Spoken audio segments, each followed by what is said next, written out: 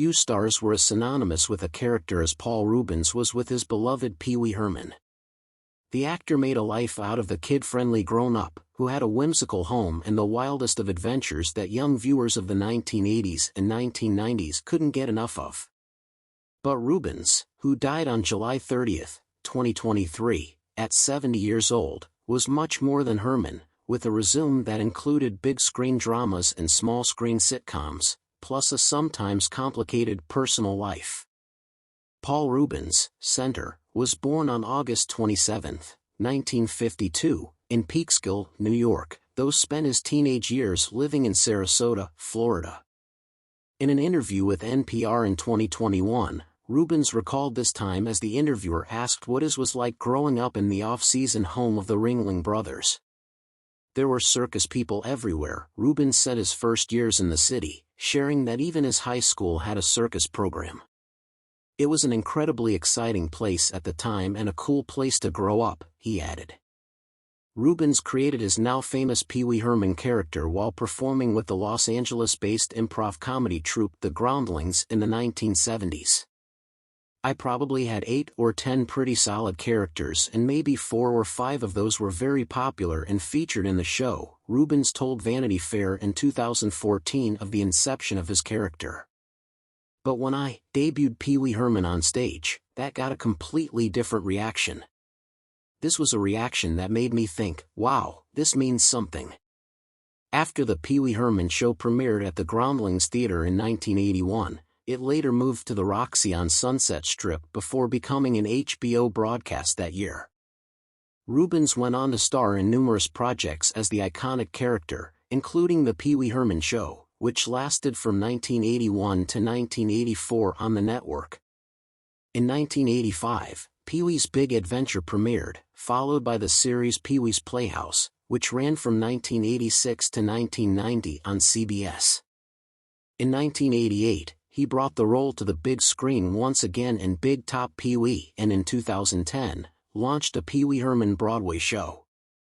He reprised the role for the 2016 Netflix movie, Pee Wee's Big Holiday, which featured Joe Manganiello, David Arquette, Alia Shawkat, Stephanie Beatriz, Janina Gavankar, Nicole Sullivan, Paul Rust and Daryl Stevens. In 1991, Ruben's was arrested in Sarasota, Florida, for incident exposure at an adult movie theater.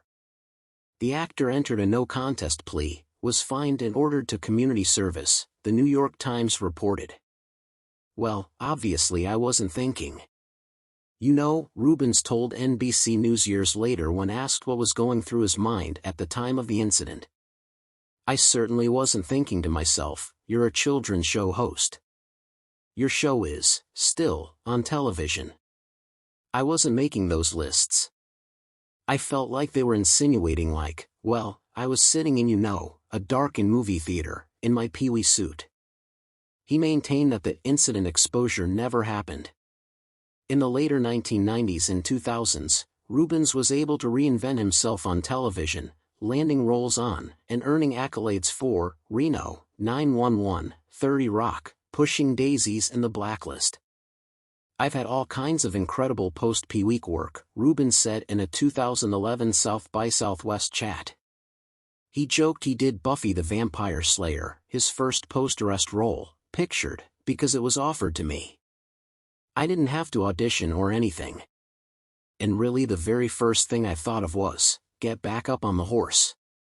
In 2001, the actor joined the star-studded cast of Blow, earning critical acclaim for his work as Derek For Real, a hairdresser who works alongside Johnny Depp's George Young.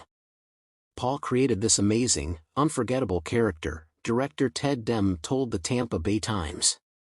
Derek became everybody's favorite because he's just so much fun to be around.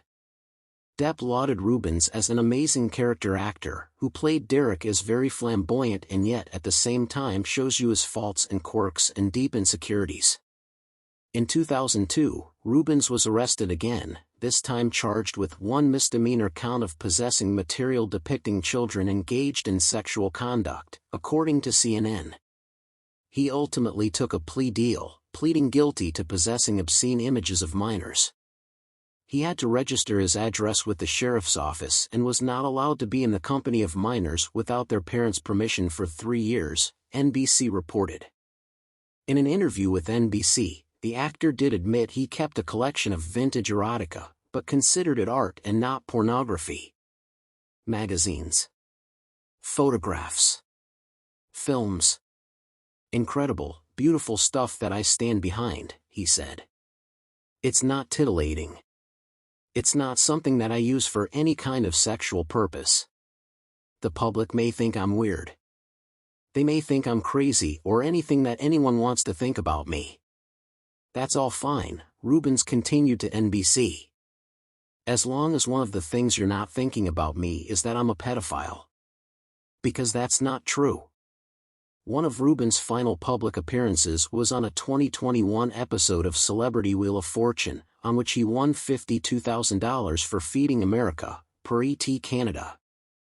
On July 31, 2023, the official Pee Wee Herman Instagram account posted that the actor had died the night prior at 70 years old. In the caption, it stated that he bravely and privately fought cancer for years with his trademark tenacity and wit. A second slide included a posthumous statement from the actor, apologizing for keeping his diagnosis private and thanking fans for their lasting love and support.